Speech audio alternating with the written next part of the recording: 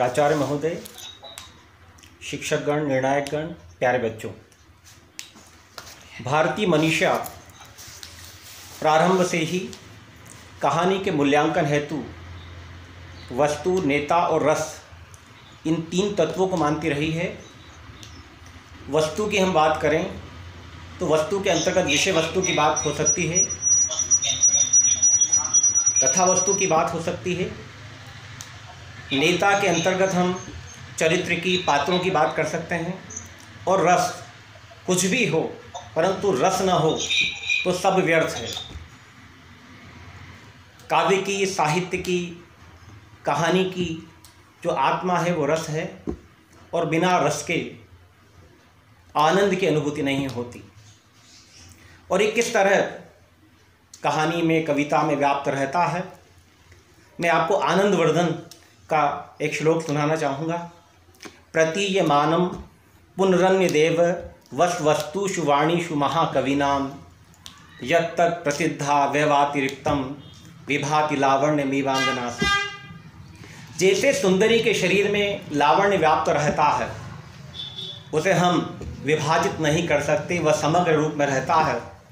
उसे हम कान, आँख, नाक, अधर में हम विभाजित नहीं कर सकते, वह समग्र रूप में रहता है। ऐसे ही काव्य का जो मूल तत्व है, जिसके द्वारा हमको रसानुभूति होती है, आनंद की अनुभूति होती है, उसको हम वर्ण में, शब्द में, वाक्य में विभाजित नहीं कर सकते, वह समग्र रूप में रहता है।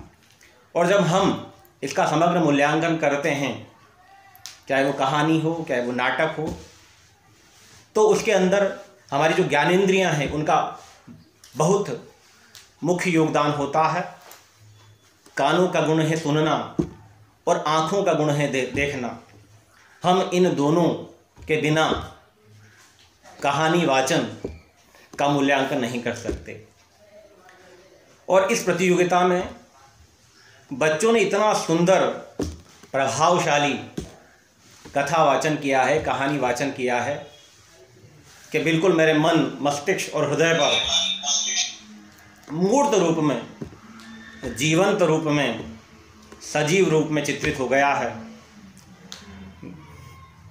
मैं इस हेतु इन बच्चों के साथ साथ इनके जो शिक्षकगण हैं, जो नेपथ्य में काम करते हैं, उनकी भी बहुत प्रशंसा करना चाहूँगा। बच्चों के साथ साथ जो शिक्षकगण हैं उनके भी मुक्तकर्ण से प्रसाद सराहना करता हूँ, प्रशंसा करता हूँ। साहित्य का मैं विद्यार्थी हूँ, आचार्य भी हूँ। और काव्यात्मक भाषा में यदि कहना चाहूँ तो इन फूलों के कारण आज गोटन स्कूल जो महक रहा है, उसके पीछे जो माल्यकार हैं उनकी जितनी प्रशंसा की जाए उतनी कम है। उनके कारण ही आज इन बच्चों की, इन फूलों की महक, सुगंधित महक हमको दिखाई पड़ रही है। हम उसका जो है आस्वादन कर पा रहे हैं। इतना बढ़िया, इतना सुंदर, इतना प्रभावशाली कहानी वाचन हुआ है। मैं सभी बच्चों की प्रशंसा करता हूँ, सराहना करता हूँ।